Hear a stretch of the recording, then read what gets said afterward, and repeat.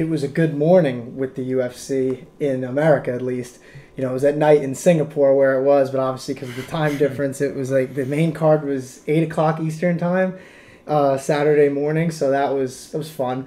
Yeah. So like, yeah, if you were under the impression that it was just another regular, fight night start time, then you got a nice, when you woke up, then you got a nice, like, oh, you probably, maybe even woke up after the card was already finished. But it's definitely possible. Yeah. I was lucky because I wanted to watch the Formula One qualifying. I mean, hey, so I got up for both. I was like, I'll never complain about an early fight card. No, yeah, because some of them go on like super late, and you're just like, ugh. I mean, yeah, it's Saturday or Friday even, but like still, like. Yeah, it's probably, tough. Yeah, it's tough if you are even up that late, Yeah, and we did get a little. Kind of like a new prop, this is the secret juice, as you guys already know. I'm gonna look at like the actual shot so I know I'm holding it up right. But we got a little Modelo UFC, or I think it's like a beer can holder, but we're putting it on the secret juice because that's the only drink that we have on set, and it won't be on there every time just because sometimes you gotta let the secret juice breathe. But it's good to have a little home for it. Thanks to our technical director, Jim, and his friend Abby. Shout out to them. So, so I think it's a good time to just get right into the fights. And the main event, we obviously had Max Holloway versus the Korean Zombie. Really fun fight on paper. And fun fight overall because it didn't go the distance. Max Holloway obviously won by knockout in round 3. And this ended up being the final fight of Korean Zombie's career. But what a fun one, man. Because Max Holloway, his striking is so good, but the Korean Zombie has so much power in his hands that it kept Max a little honest in there, despite, the dominant striking. So I think overall, the fans there were treated to a really fun main event. And I love watching Max Holloway, as I'm sure you do. But what did you think of this amazing win for him? Yeah, I mean, it was pretty much, I think everything he needed. I think both of them, obviously really needed this win. But for Max Holloway to, he didn't really leave any stone unturned. He finished the Korean Zombie, so dominated in all aspects too, because even on the ground at that one point, I think it was round 2 when he dropped him. It was started around 2. He had I don't really know at the top of my head the name of the hold exactly, but I want to say he had a Darce on him. It was pretty wild that the Zombie got out of it, but man, incredible. That's what he does, and Max Holloway finished him anyway. So I mean, just two of the greatest in the division that we'll ever see. One of them is officially calling it a career.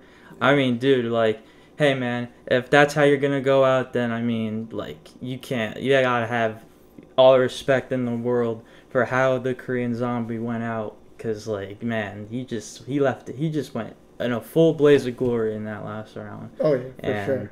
I think because Max's striking is so dynamic, and at a certain point, I think TKZ kind of realized that maybe the fight wasn't going his way if you're just gonna kind of pick apart from the outside, because Holloway, his feints are so good. You never know what he's going to throw. It could be an overhand elbow, spinning back fist, whatever kicks. He's truly has everything in his arsenal. So I feel like in round 3, he was already getting hurt. So he was just kind of he was landing, but Holloway's got such a good chin. I think some of those shots would have knocked out a lot of featherweights. But Max Holloway is obviously a different breed in there and was fighting with Hawaii on his back. Obviously unfortunate what's going on over there. Our thoughts go out to them. But Holloway really just fought amazingly in there. And the Korean Zombie, like you kind of said, just went out on his shield. Just tried his best to finish that fight early in the round. But when you get that close to Max Holloway and you're not defending right, he's going to make you pay for it. And in this one, he knocked him out, not cold, but close to it. So just fantastic win, obviously, by Max Holloway. And before we kind of get to Holloway's next moves or what they could be, you were talking, obviously, about how Korean Zombie's a legend. And just to highlight, some of the things he's done, he has wins over Dustin Poirier, Frankie Edgar. He's fought some of the best, fought for the title 2 separate times, both against dominant champions. So you wonder, because Aldo in his prime and then Volkanovski in his prime. So you wonder what it could have looked like if those two guys weren't around and in his way. Plus, if you remember, this is like, I don't even remember what year this would be, but it was way back at this point. After he fought Aldo, he had the mandatory military service in South Korea. So we were robbed of like a few years of his prime. Like, you wonder what could have happened if there was no gap there. But nonetheless, just a fantastic career either way. And, you know, going out on a loss to someone like Max Holloway is never, you know, a stain on the legacy, you know what I mean? But now to talk about Max Holloway, it's a bit weird because he's in no man's land a bit, like in this division.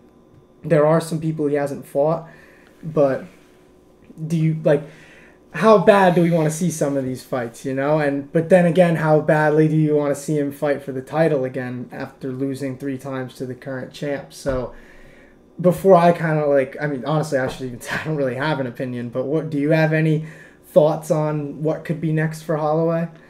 I mean, no, I think, like, I guess, like, maybe the cop-out answer would be, like, moving up to 155.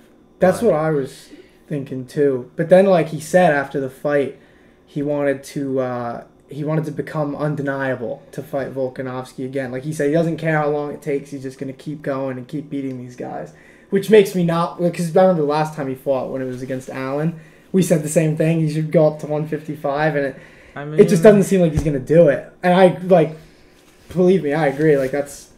I wouldn't even call that a cop-out answer on your part. Like, because... I think it's fair, you know what I mean? Like, yeah. If he fights Volkanovski and loses, what have we really learned about either guy at that point? So, and the more he waits at 145, the less opportunity there's going to be at 155. And I don't know, like, it's up to him, obviously. You know, who are we to just, like, talk and say he should do whatever with his career? If he wants to stay at 145, so be it. Yeah. But... You know, usually we like trying to match-make these main event winners, but in Max Holloway's case, it's a little tough. Like, Ilia Topuria is one of the only people that I could think of, but I'm not exactly clamoring for that fight. But who knows? That could be a number 1 contender fight at some point. I mean, Ilia Topuria, too, seems to already have his whole plan set out for how he's going to get to the title. I didn't like him talking to O'Malley like that. Like, just be like, because he was like disrespecting him and stuff. I'm like, you know, I like Ilia Topuria, but you're talking to a champion, like a current champion, like that. Like, you're like, until you prove that you're worthy. I'm like, he has a belt. He's technically done more in his career.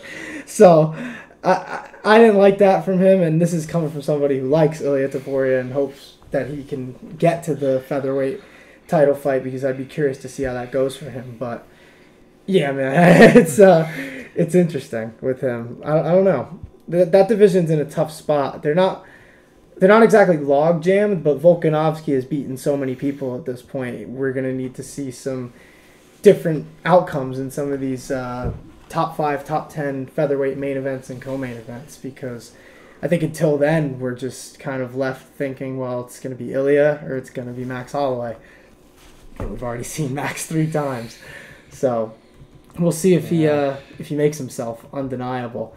But then in the co-main event, we had Anthony Smith versus Ryan Spann rematch, unexpected rematch, considering first one was only 2 years ago, and I know a lot's happened since then, but Anthony Smith submitted him fairly easily in the first round, and I remember it was originally the co-main event. I forget the one that fell out, but then they were like a 3-round main event.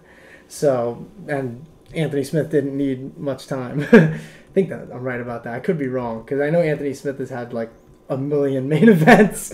But I don't know. I think the main topic of conversation with this fight is the split decision win for Anthony Smith was a bit controversial. So I'll open it up to you, man. What did you think of this fight and how it was scored?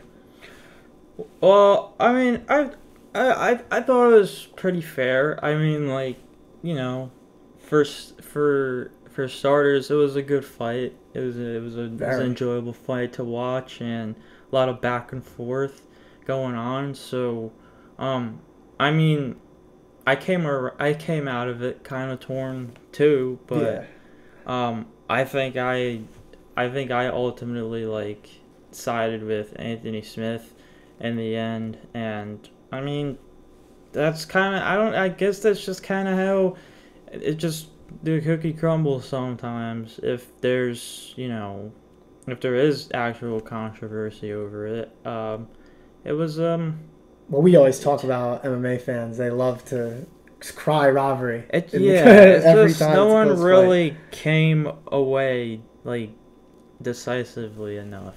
I would agree with that. This is an interesting one to me because I felt they just had they really excelled with the grappling exchanges, it felt like, and even on the feet it was fun because Spann was landing a lot of punches and Anthony Smith was tearing up that lead leg, so it really depends on what you were scoring for. Me personally, I watched this fight a couple times because I was like, the first time, like you were saying, it was so unclear to me who won that fight, and I watched it again. I gave round 1 to Smith, round 2 was clearly Spann. I thought that was the clearest one of the fight.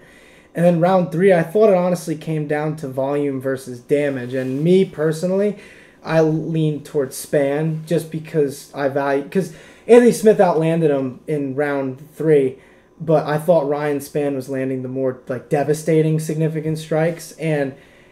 But I don't think it was a robbery like some people do. It's just the way that I personally saw that fight. But I see it from your perspective too, because like I said, it really just depends on what you value more. And it's not like Anthony Smith wasn't doing any damage. But, yeah, this was a close one.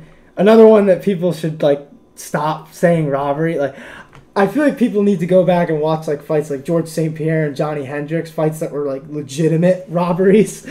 And, this was a close fight. You know what I mean? And puts Anthony Smith in a decent spot. Him and Alex Pereira have been talking online. I thought that was an interesting development. Yeah, me too. Because I don't even think that fight's gonna happen. No, Anthony Smith talks. I don't understand. I don't know, man. Like, I like Anthony Smith. Sometimes he talks about like these top contenders, and then he, this fight we're just talking about. It's a controversial win over Ryan Spann, who's ranked below him, I believe. So it's kind of like this dude is about to fight for the title.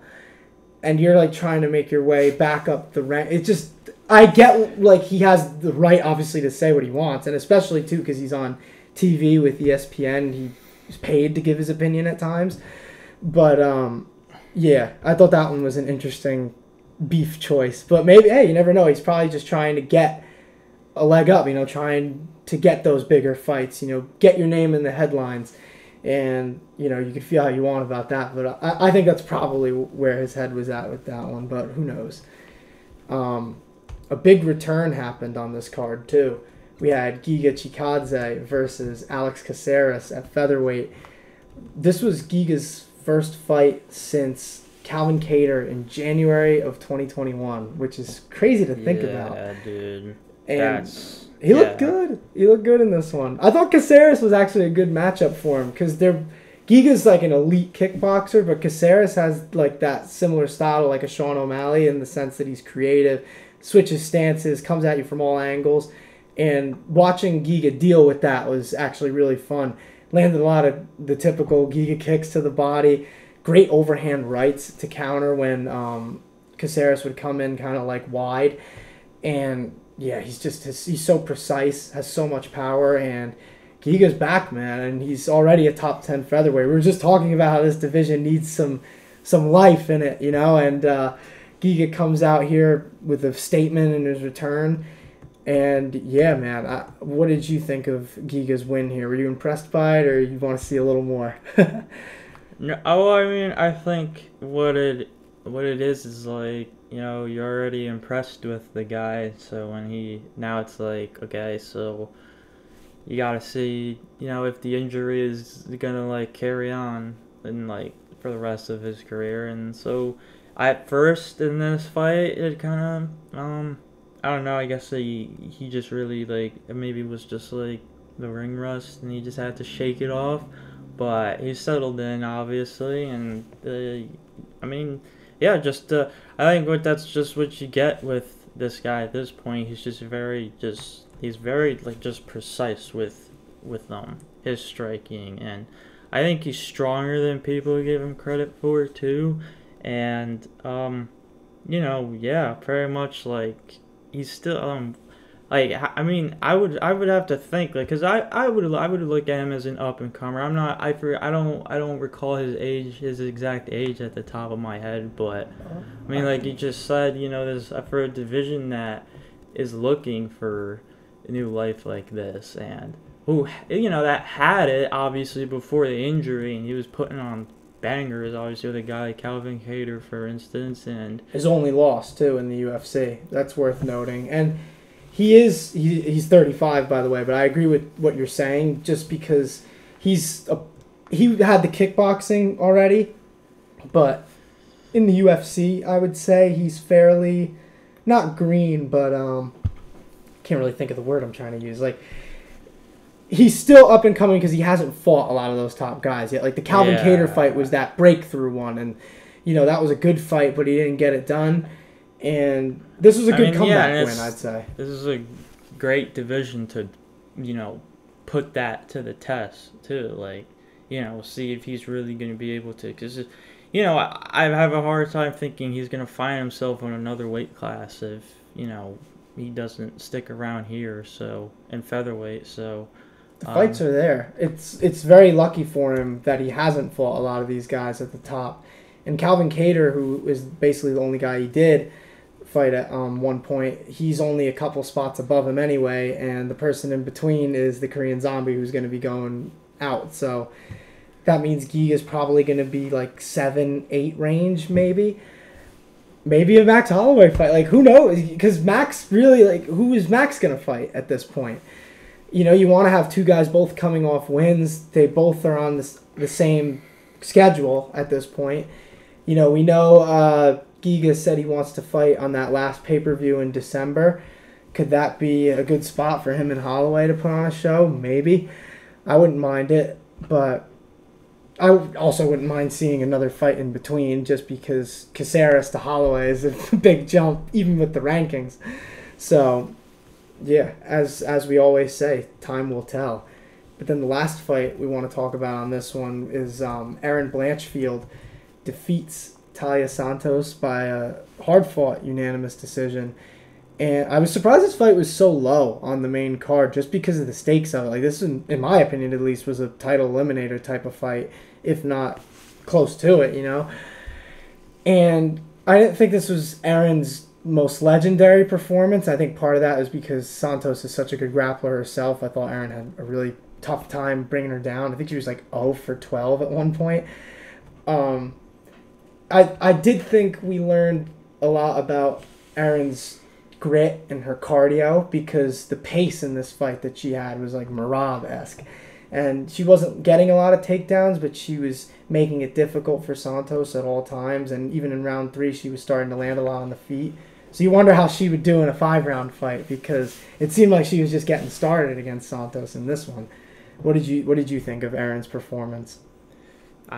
Yeah, I mean, that's I like, it's weird because it's not like, Erin Blanchfield isn't giving us anything to talk about. It's more just I think she just had a game plan and she stuck to it, and it wasn't flawless, obviously, but it worked. It got her through 3 rounds with someone who's already faced the champion. So, well, challenger. Oh yeah. Exactly. Isn't it still like crazy to me that Valentina is not the champion? But that is crazy. Yeah, but yeah, exactly. And so obviously, I think coming into the fight as well, like, I think it should be noted by now that Erin Blanchfield is one of the more obviously household names in the division right now, in the top 10, and she's, I think you think you hit it on the nail pretty good. Like, not her most legendary performance, but we did find out more things about her. That's what I'm saying. And like a 5-round fight, knowing that she has that pace and she can keep it going past 3 rounds, that's big. And her striking didn't look great early in this fight, but if you can wear on someone like that, in the clinch, just dirty strikes like elbows, knees in there just to make things difficult for your opponent. I think that that's a good thing to have when you're going into a title fight. And whether that's against Grasso or Shevchenko, we're going to find out September 16th for that main event, Fight Night main event. So people out there, it's free. Watch it. You get a free title fight. Like, how much better can it get? It's been a long time since we've had a free title fight. So I'm excited for that. And then even next week, we have in the co-main event, it's Thug Rose in her flyweight debut versus Manon Fiorot. So Rose is getting catapulted to the top of the flyweight division too right now. And usually we talk about 115 being the division to watch, but lately we've been talking about how Zhang Weili is so dominant in that division. Right now, flyweight is in a pretty good spot. We have the title in limbo at the moment. Grasso's the champ, but she's fighting Shevchenko again, and Valentina is a tough fight on any night. Blanchfield just won. Thug Rose, if she wins, she's right up there. And even if Manon wins, she's also right up there. So flyweight has a lot going on right now in their top 5 to 10. And I think that over the course of the next 6 months to a year, this division is going to be one of the more fun ones, I think, for the women. And I just can't wait for it. So next week, like I said, Thug Rose versus Manon Fiorot in the main event, heavyweight division. Cyril Gane versus Sergey Spivak. Still trying to figure out if you spell his last name with a C at the end or a K at the end. If anybody knows, please comment. And yeah, we'll be back. And I hope I find out how to spell it by then, because I'm probably going to need to. So we'll see y'all. See ya.